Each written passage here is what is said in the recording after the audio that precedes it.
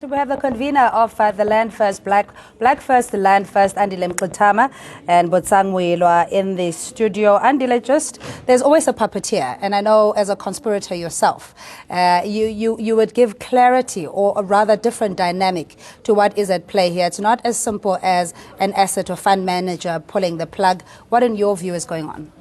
No, it's not a conspiracy theory on our side.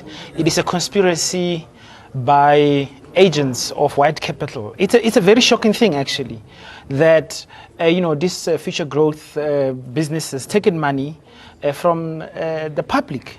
Because if you look at this shareholding structure, in Old Mutual, you see the chairperson is Trevor Manuel, who is a friend and a defender of Pravin Gordhan, and they have money from the treasury, which is put into Old Mutual, which goes to future growth, and then they say future growth withdraw this amount to collapse state-owned entities, because the agenda of Trevor Manuel, of Pravin Gordhan and the Nene is about privatization, meaning selling assets, state assets to white capital. But how you do that, you create a crisis for these state-owned entities, collapse their prices and then give them for free to white capital. That is what is going on here. And that is what the battle is about in South Africa. Exactly, but this is not a new theory. We've seen it practiced around the world, the true price of democracy, where the private sector comes in almost benevolently trying to save the day. So how do we, as a country, do you think we're strategically positioned enough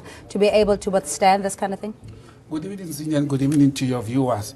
Well, the opportunity position that South Africa has at the moment is that this common practice of the West and the white imperialist has come at a stage whereby BRICS exist.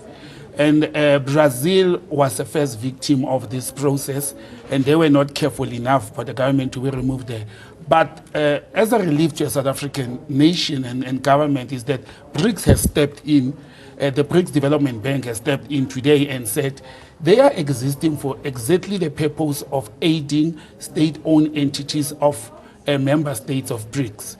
And therefore, where organizations or entities like Eskom have been compromised by companies like Future Growth, who are actually indeed, as Andile had said, using investments of government, pensions of South African government employees to succeed and to survive, and they're withdrawing that. BRICS Development Bank has come in and said they are ready, they will engage South Africa, they will bail Eskom as much as they have planned to do so when the Development Bank was launched in 2014. So it's a bit of a relief, but this must be telling to the South African government that it is high time we should refocus our investments, our foreign relations, as well as investors into the public sector entities to the east as BRICS and to Latin America. Brazil is still the member of BRICS, and that's what we should focus on. Also, Cindy, they have used international bodies and organizations like the IMF and the World Bank to can push the agenda of this white capital. Now, what the Development Bank should do is to make sure that they replace what the IMF and the World Bank has been to developing countries, and that's what we should focus on. Ian, you think that South Africa and Africa generally is in a position to cut the umbilical cord, as it were, and be self-sustained, self-funding, as opposed to the dependence on Western finance? Well, let's just look where the big pockets of funding are, and they are basically in the Western nations, because that's where the centers of the banking sector are. But I think what we also have to say... Ian? Yes, talking of the conspiracy of agents of white capital, imperialists and so on, I think what we have to say is that the managers of these pension funds have a duty, and that is to mobilize the savings of the pensions funds, the pensioners' funds, to the best advantage of the beneficiaries. But also increase profits for shareholders. That's the part you omitted. Isn't their primary correct? I mean, but primarily their mandate is not to look after the poor or enrich those that are investing in pension funds. It is about the shareholders, isn't it? No, I don't think it is entirely about the shareholders, because they won't get any return to shareholders if they haven't mobilized those funds to the best advantage, because it's a competitive society, a very competitive area where you have Mutual up against Sanlam, against Liberty Life or whoever else, and they're all trying to prove they've got the funds under the best management program. So, I think, yes, in due course there's a management fee and that enriches the shareholders. But this is, after all, a capitalist society, and that has to come into it if we are going to look for private sector capital and mobilization of management. Andila, what's the antidote here in this whole dependency and unequal relationship when it comes to foreign lending in the country? Well, firstly, we have resources, as Botsang has said, through the BRICS process, and we need to understand as a nation that the big battle is to defend the sovereignty of the nation. In other words, to defend the economy against imperialist takeover, which is internally organized, as we've seen in Brazil, by the political destabilization. That is the one thing they do. They create, in South Africa, they've created now Pravin Gordhan as the face of this political destabilization, which is part of what another element of it is economic terrorism. So they bring in the rating agencies to downgrade the economy, create crisis, and then bring this political destabilization, call for presidents to be toppled. As Black First, Land First, today we announce a campaign. We say hands off Jacob Zuma, and then part of it is to call for economic liberation now. We are saying that the president must be supported, must be pressurized to do the right things. And what are the right things? The right thing is, firstly, make sure there's no privatization, make sure the mobilization of resources which are there already go to saving our nation.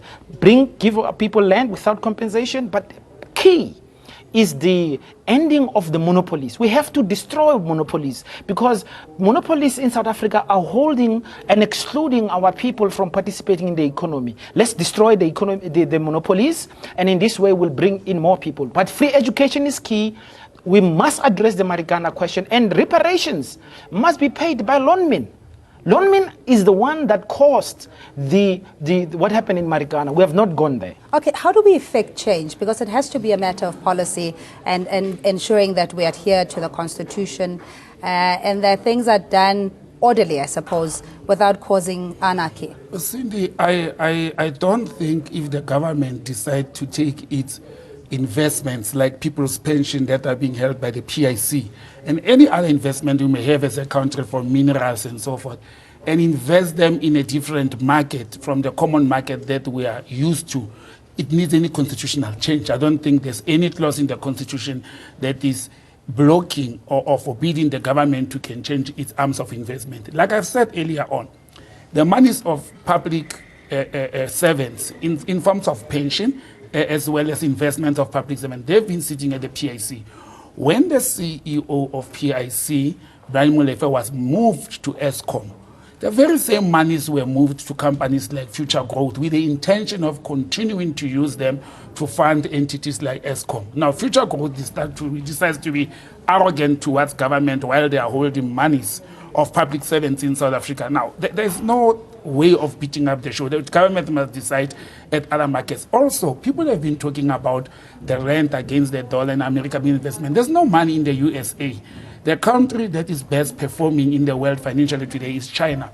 If you look at the reports this afternoon, the JSE has gone up only in Asia, and everywhere else either it has been fixed or it has gone down. So why are we still focusing as a nation to the west when actually the future of the country lies in the east? Yeah, Ian, if you're aware of weekend reports that Eskom essentially was calling for more transformation within Future Growth's organic structure, and that's where the disjuncture happened in essence. It's not a case that the state-owned entities are unable to service their debt. What do you think there's merit to this argument?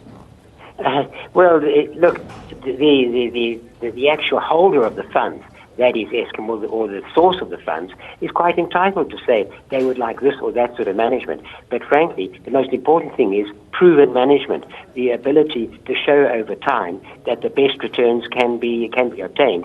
And if there is another entity management structure which can get a better return, which can prove that they have actually established a better return than Future Funds or whichever other management entity there may be, then well and good. Then there's chance for a change. But I think in the interest of the beneficiaries of those funds, and those is the pensioners and other similar beneficiaries, then it must be said that their interests are paramount before anything else, because it's their savings.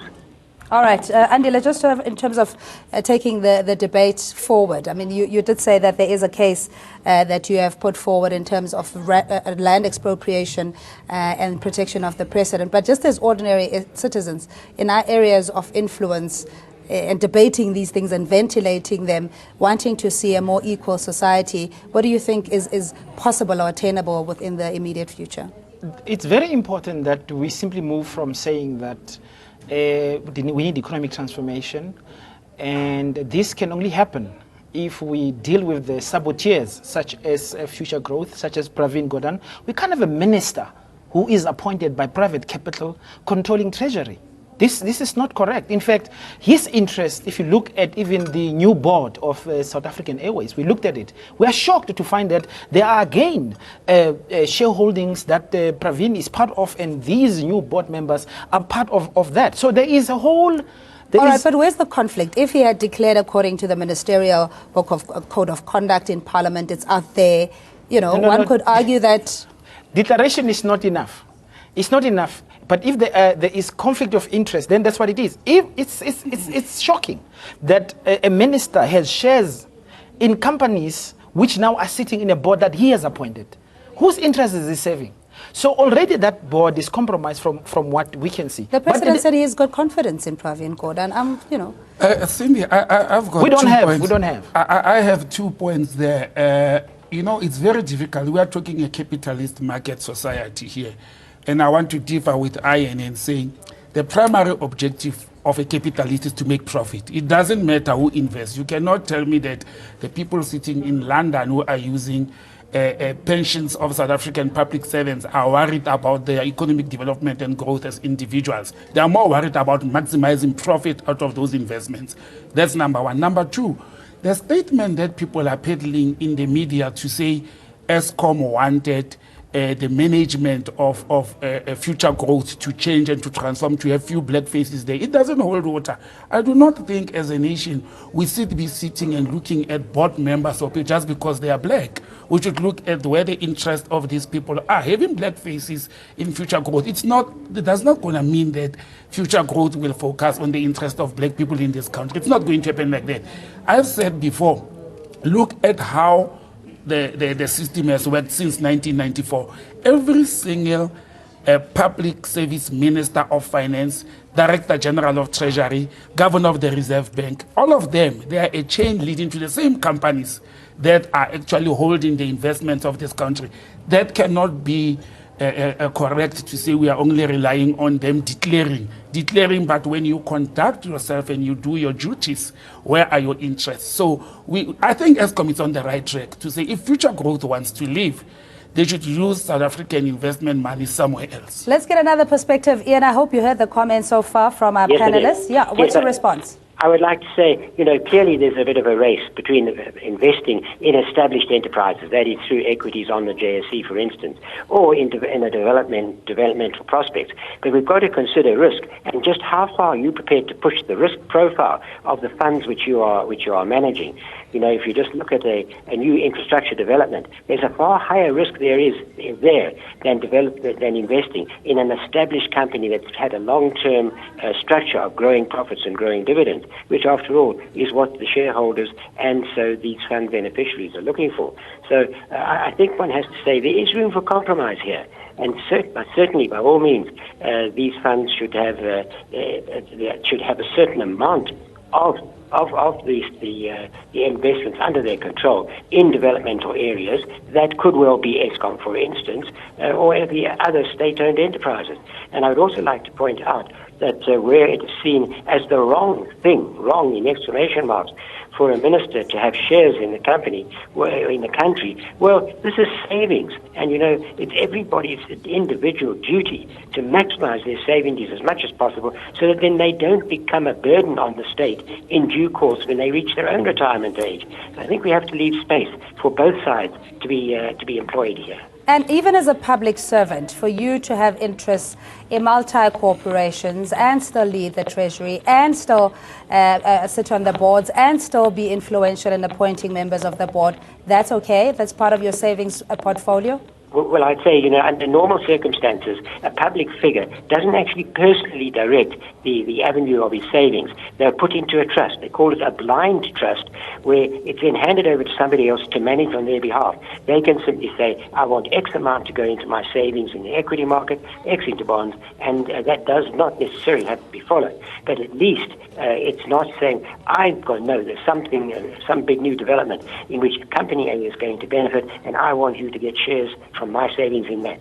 That is not allowed. That would be against the law, and it doesn't happen at the moment. All right, does that explain it for you? That you Cindy, better at ease, Botsang? I have a problem with Ian when he says it's about risk factor and where you invest, as if investment in companies like Future Growth and Western Europe is the safest market, when we have seen Brexit happening in front of the world, when we have seen economies in Asia stabilizing, in Russia stabilizing better than in Europe. Does he insinuate that it is not wise and it's too risky to be investing in Asia, which has been proven to be stable over the number of years? That's not true. Also, if you look at what President Putin has done in Russia, when these rating agencies, they wanted to come and dictate to Russia on how they should run their economy, how they should be rated, he chucked them out. And what has happened to Russia since he chucked these rating agencies out? It stabilized its economy. And so he has BRICS. He doesn't have the West-influenced rating agencies. We are a member of sorry, BRICS. But we're going to have to give the last word to Andile, just in how we mitigate, or maybe give us a clearer picture of how you anticipate the domino effect to be and what we need to do to mitigate it. Firstly, let's just move from the logic of people like Ian is both racist and outdated. It's got nothing to do with the position of the black majority. We don't own in this country. It is. I mean, the risk, anything that's related to black people is risky.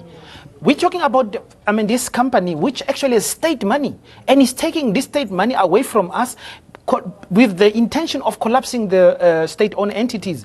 It is corrupt to start off with. Why is public money in private hands? Why are we borrowing our money from these private entities at paying an interest? This should have never have happened. But here's the point. We need to move forward. Firstly, we must stop this idea of fighting political battles about who must be president. Zuma must stay as the president. He must do the right thing. What are the correct things here? First, this land question, the land must be addressed. The economy must be addressed through ending these monopolies. We can't have 5 big white companies controlling. Look at construction, look at mining, look at banking, everywhere else. These are monopolies that are excluding us. But more than any other thing, individuals who are representing white capital interests, such as Pravin Gordhan, must be exposed, they must be isolated, and we must make sure that they don't have the kind of influence. Treasury is captured, as we speak, by white interests, and Pravin Gordhan was, as we know, appointed by white capital. We have to get the treasury back to the nation. It cannot operate as we see, as a separate independent entity. Treasury belongs to the people of South Africa. We cannot allow white capital to use it to loot, because that's what is happening now. And Pravin is their defender. All right, Ian, 30 seconds, just calling for a more inclusive economy, and that's the big elephant in the room from our panelists. Hi, Ian. Sorry, yes, I didn't realize. Okay, first of all, I take it as a personal insult that I'm defined as a white racist. Coming from a family who's been here for a couple of 100 years, I'm an African, and that's all there is to it, and want to do the right thing for Africa, as do the majority of the investment community. And I think that has to be seen and accepted for what it's worth. By the way, I don't think Russia is a good example. Russia almost went bankrupt recently. It has been seriously downgraded because they've got into recession, and don't look at that as a stable example. But I think let's get back to the crux of the matter, where we started. Is there going to be a domino impact? I think unless the investment community of the world, that's not South Africa, in South Africa, considers that we are likely to have strategies and policies which will grow the economy in the medium to longer term, then we will find the funding will be available in any case. We just have to prove that we can do it. And at the moment, with an economy that is on the brink or possibly already teetering into recession, we're not in a position to hold up and say, hey, this is a great investment opportunity. So I think we should have to for the time being, look at short-term funding opportunities. If the BRICS Development Bank can provide that, let's at least make a start with talking to them, but not necessarily relying on them for 100%. That's economist Ian Cronshanks speaking to us. Andile Mngxitama is convener of Black First, the Land First, and we also have political analyst and economist Botsang Muila in